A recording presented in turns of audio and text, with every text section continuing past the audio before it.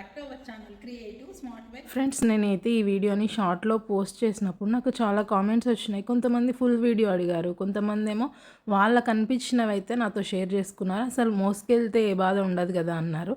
కొంతమంది ఏమో చారణ కోడికి బారణ మసాలా పెట్టారన్నారు.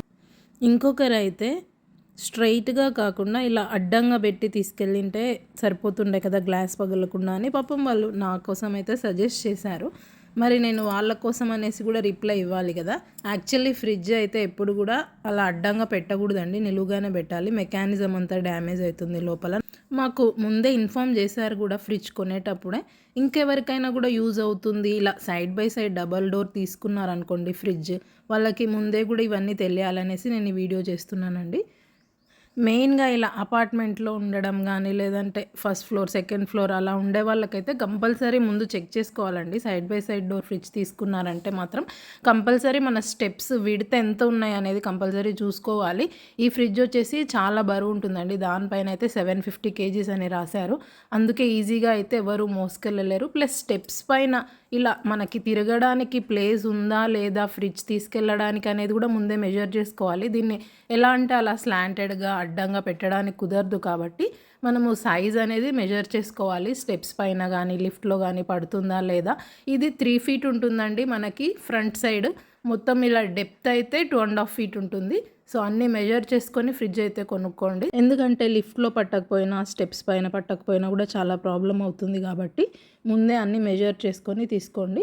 ఇక్కడ నేను చూస్తున్నటువంటి ఫ్రిడ్జెస్లో అయితే ఇది హయ్యర్ అండి, 3 doors ఉంది. కన్వీనియన్స్ అయితే చాలా చాలా బాగుంది. మనకి డీప్ ఫ్రిడ్జ్కి సపరేట్గా కింద ఒకటి వచ్చింది, పైన ఏమో కన్వర్టబుల్. రైట్ సైడ్ అంతా కూడా రెగ్యులర్గా యూస్ చేసేటటువంటి నార్మల్ ఫ్రిడ్జ్ అండి. సో నేను ఇలా డిఫరెంట్ అయితే చూశాను. నాకు అన్నిట్లో కన్నా కూడా ఎల్జీ బాగా అనిపించింది. అందులో కూడా మా ఇంటీరియర్స్కి ప్లస్ నాకు నచ్చి వైట్ తీసుకున్నానండి. ఒకరొకరు టేస్ట్ ఒకలాగా ఉంటుంది కదా. సో మీకు ఏది బాగా అనిపించింది అని నా కామెంట్ బాక్స్లో తెలియజేయండి. మెయిన్గా లోపల మెటీరియల్ కూడా చూడాలండి. ఒక్కొక్కసారి పవర్ పోయినప్పుడు మనకి ఫ్రిడ్జ్లోంచి ఏదైనా ఐటమ్ తీస్తే ఒక రకమైనటువంటి స్మెల్ వస్తుంది కదా, అది అందులో ఉన్నటువంటి మెటీరియల్ ప్లాస్టిక్ అయినా కానీ రీసైకిల్డ్ యూస్ చేసినా కానీ కొంచెం స్మెల్ అనేది ఎక్కువగా వస్తుంది. సో ముందుగానే నేను ఇక్కడ వీడియోలో కూడా మీరు అబ్జర్వ్ చేసినట్టయితే స్మెల్ చూస్తున్నాను అనమాట. యాక్చువల్లీ మాకు కూడా ముందే ఐడియా ఉంది 2.5 feet మా లిఫ్ట్లో కానీ స్టెప్స్ పైన కానీ పట్టదు.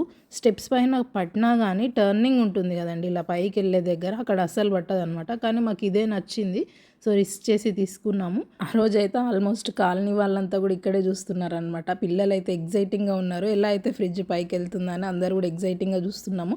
మా అదృష్టానికి కరెక్ట్గా ఆ రోజు సెకండ్ సాటర్డే పవర్ లేదండి. ఒకవేళ పవర్ ఉన్నా కానీ హ్యాపీగా పైన రైలింగ్ పైన స్టీల్ ఉంది కదా, దాన్ని కట్ చేసి ఓవరాల్గా మొత్తము గ్లాస్ ఫిట్టింగ్ అదంతా తీయాలనేసి వీళ్ళందరినీ కూడా పిలిపించాము. కానీ అది అసలు ఎంత కట్ చేసినా కానీ ఇలా రంపంతో కట్ అవ్వడం లేదు. సో ఫ్రిడ్జ్ అయితే అడ్డం పెట్టడానికి లేదండి. మరి రిజల్ట్ చూడండి మీరు ఎలా జరిగిందనేది. ఇలాంటివి ఏమైనా జరగవచ్చు అనేసి వాళ్ళు క్రెయిన్ వాళ్ళు అయితే ముందుగానే చెప్పారండి. కింద ఎవరు లేకుండా చూసుకోవడానికి మేము కంప్లీట్గా ఒక పర్సన్ అయితే అక్కడే పెట్టాము. సో ఎవరికైతే ఏం అవ్వలేదు, కానీ చాలా బాధ అనిపించింది. ఇలా మనకి కొత్త ఇంటికి గ్లాస్ పగిలిపోవడము అనేది చాలా బాధ అనిపించింది.